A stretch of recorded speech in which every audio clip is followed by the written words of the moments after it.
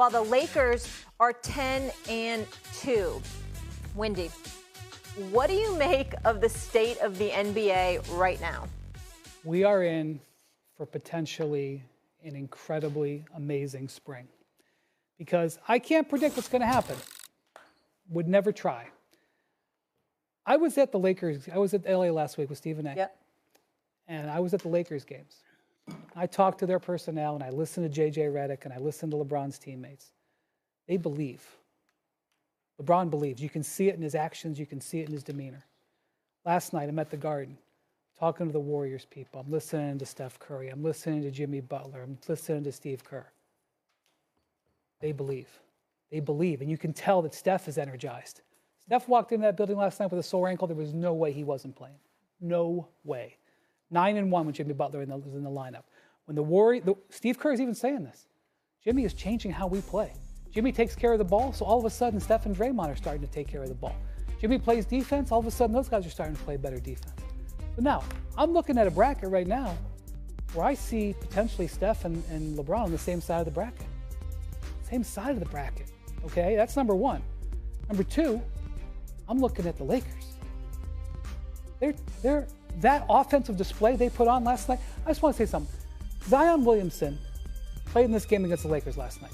He had 17 baskets in the paint, okay? And the Lakers couldn't be bothered by it because Luka has awoken. Yeah. He's got 11 threes the last two games. They play without two starters. I'm telling you, Saturday night, appointment television. Oh, I can't wait. Appointment television. Yeah. Right. Lakers at Celtics, ABC. Yeah. Got to be there for Well, first things first, Wendy, welcome to the party. We've been talking about the Lakers the last 2 weeks. We know what we've been seeing. You were the one that was a bit reluctant. We all were a bit reluctant to start off, but over the last 2 weeks, you were the one that decided to come to the party last. I'm there. You I'm wanted to make the grand entrance, so here you are. Okay, you wanted to make the grand entrance, so here you are. Right? The Los Angeles Lakers. You know, if you remember, Molly, when I did my A-list, I had them as a top 3 team in the league. Yeah. Okay, this is over a week ago. We know what we're seeing, and to me, as much as we want to marvel at LeBron, as much as we want to praise Luka over the last 2 games, I'm sorry, I'm doing the cold open. I forgot. Oh. You know what I'm saying? I forgot. My bad. My point is that when we're doing that, what did he say about J.J. Redick? Good Lord have mercy. You got to give our former colleague some love. He's a Coach of the Year candidate. I don't think he's ahead of Bernie Bickerstaff, but I think he's right there with Atkinson for the job that he's doing in L.A. right now. They are the #1 defense over the last 7 weeks. Should LeBron get some credit for that? Defense? No. They all do. Should LeBron get some credit for J.J. Redick? Because he got killed for, hey, we have a podcast together, and he just got the job, and it's essentially nepotism and this and that. And he has no coaching experience except his son. Appreciate that. Wait, I didn't finish my thought. Oh, go ahead. And I'm saying, and now we're praising him as potentially he's the coach of the year, and we were like raking LeBron through the coals for that. Are you ready for this? I'd still rake him. Because nobody complained about J.J. an aspiring head coach, while your head coach is coaching you and rumors are swirling that his job is in jeopardy. That's low class. It doesn't change what I said about LeBron. It doesn't change what anybody said about LeBron as it pertains to how everything happened with J.J. Redick becoming the head coach. He wasn't maybe right about it has nothing scouting J.J. Redick as head coach? I could be right, you could be right, somebody could be right, but how you do something matters. And how that happened was still wrong. I'm going to give a damn they win a championship. I'd still sit there if you asked me the same question and say, that was jacked up. You understand? Darvin Ham took them to the Western Conference Finals. And then the next year they lost in the first round. Both times was to Denver. We had speculated at that time that nobody but Denver could beat the Los Angeles Lakers. But yet this dude is an assistant coach. And he's out of a job as a head coach. And your star player, all right, was having a podcast about basketball with the guy that succeeded him.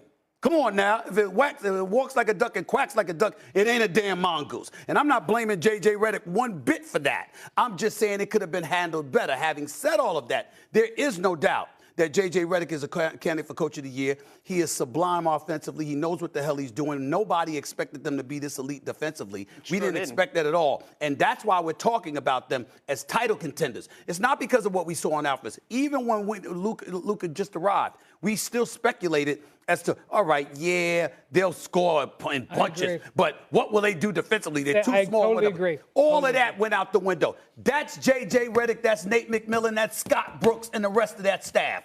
That is what's going on with the Los Angeles. Anything we're seeing offensively doesn't surprise us. Okay. What we're seeing defensively is why the Los Angeles Lakers could very well end up playing in June. That's the reality. J.J. Redick. Mic drop? I mean, yeah. I think I was in LA for Lakers Celtics earlier this year. Obviously, the rematch is going to be very different. Celtics didn't really show up. Lakers rolled in that ball game.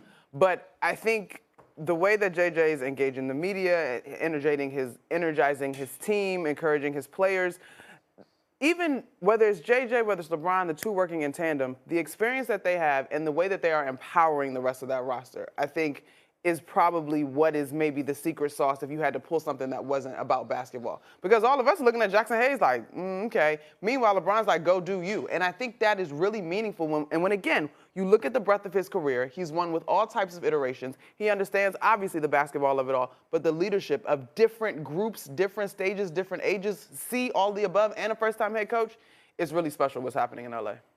I would just say, so you got LeBron and Steph starting to believe. Yeah. Maybe not even starting, believing. Yeah. Believing. The Cavs are 51-10. Mm-hmm. Okay? I watched them last night play for about 4 minutes in the second half, and it was as beautiful a basketball as you'll ever see. They've won 11 in a row. They haven't lost in a month. They've got 3 winning streaks of 11 games or long. Mm-hmm. You got the Thunder, who are 50-11. These are 2 of the best teams within seasons. The last time we saw 2 teams dominate like this was when we had that Spurs and those Warriors teams, and then Kawhi sprained his ankle, and we never would have known what happened in that series. And I haven't even mentioned the defending champs, who I still favor to win the whole thing when they're at their best. And I haven't mentioned Jokic, who I think if they hadn't screwed up last year in that second half of that Game 7, might have been back in the finals. So I think we're headed for an amazing spring. And anybody who wants to mock the NBA hasn't been watching. Let me say, can I say something? Last night was a fantastic night of basketball. But basketball has really been great, especially since All-Star break. And NBA right now, when they talk about NBA is fantastic, oh, yes, it is. We got some scenarios that we got to take into consideration. Who do y'all want to make a deep run more, LeBron or Steph Curry? Because it can't be both. Oh, by the way, who do you want in the finals? The world, I know the league and everybody. Boston, L.A., L.A., Boston, no doubt. But what was the best game of the year that you saw? That I saw? OKC at Cleveland. That's the best game of the year. Phenomenal. Phenomenal. I mean, to imagine them going up in the finals against one another would be phenomenal. Now, everybody would say, oh, is that going to show up in the ratings and all of that? From a basketball standpoint, you want to see an OKC